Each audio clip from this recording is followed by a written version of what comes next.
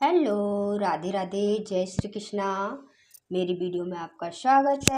तो चलिए आज बताते हैं कि आज क्या है और मैं क्या करने जा रही हूँ। तो आज है बृहस्पति और मैं बृहस्पति की पूजा करने जा रही हूँ।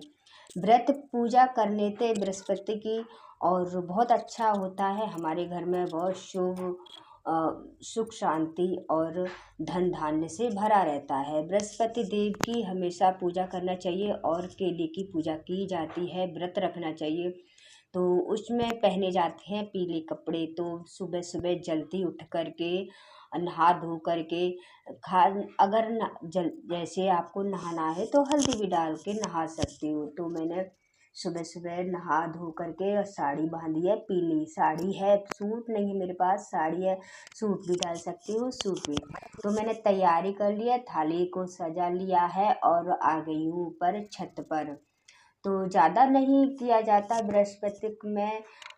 चौक पूर करके आप केले के वृक्ष का, अगर बड़ा है तो तुम बड़ा का तो हटा नहीं सकते हो, उसी के पास की जाती है। अगर छोटा है गमले में तो आप चौक पूर करके उस पर गमला रख करके उस तरीके से केले की वृक्ष की पूजा की जाती है। अगर बड़ा है तो केले के वृक्ष की जड़ में ही पूजा की जाती है। तो मैंने स्वास्तिक बना लिया है और स्वास्तिक तो जरूर बनाया जाता है क्योंकि गणपति का रूप होता है स्वास्तिक।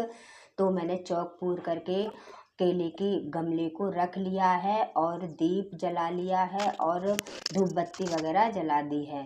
फिर मैं कर लूँगी पूजन कथा की पुस्तक। मैंने केले के ऊपर ही हवा चल रही है काफ़ी तेज और दिया बुझ जाता है जल्दी से। एक लोटा जल रख लिया है और इसमें पीला चंदन हल्दी को और तो इससे मैंने स्वास्तिक बना लूँगी केले के गमले में और उससे मैं पूजन कर लूँगी अच्छे से। तो पीला ही हल्दी हो, हल्दी नहीं तो चंदन, आप हल्दी से चंदन से और स्वास्तिक बना करके और सभी को तिलक करके पूजन कर लीजिए। और इसमें चने की दाल और गुड़ का पूजन होता है, भगवान को और भोग लगता है। तो मैंने चने की दाल और गुड़ का भोग लगा दिया है। फिर मैं इसमें लोटे में डाल करके चने की दाल और गुड़ डाल करके लोटे में मैं केले की जड़ को सींच दूंगी। केले का पेड़ हमारा छोटा ही है और मैंने ये व्रत के लिए लगाया है क्योंकि मैं व्रत रखती हूँ और किया करूँगी। और क्योंकि घर में इससे केले का पूजन करने से हमारे घर में लक्ष्मी आती हैं और धन धान से भरा रहता है। हमारा घर काय कलेश से नहीं होता और सुख शांति बनी रहती है। ये व्रत और कथा करते समय और कथा सुनते समय किसी से बातचीत नहीं की जाती, ना ही किसी से बोलचाल किया जाता है। हमें कथा खूब अच्छे से पढ़ना चाहिए और पूरी पढ़ना चाहिए। अगर पढ़ना नहीं आती तो सुन लेने चाहिए। तो इसमें पीले कपड़े पहने जाते हैं और पीला ही भोग लगाया जाता है। चने की दाल गुड़ और इसका भोग लगता है। एक सिक्का रखा जाता है, केले की जड़ में चढ़ाया जाता है। फूल पीले फूल हों और एक समय भोजन किया जाता है। तो हमें इसी तरीके से कथा पूरी पढ़नी चाहिए और ना ही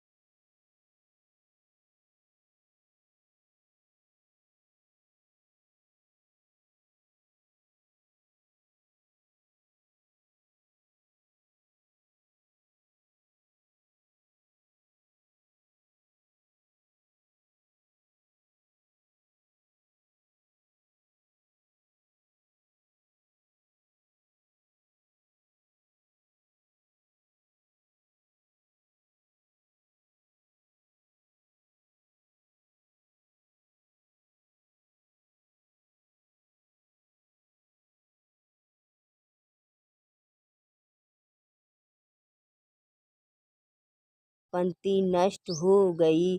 भोजन के लिए दोनों समय परिवार तरसने लगा।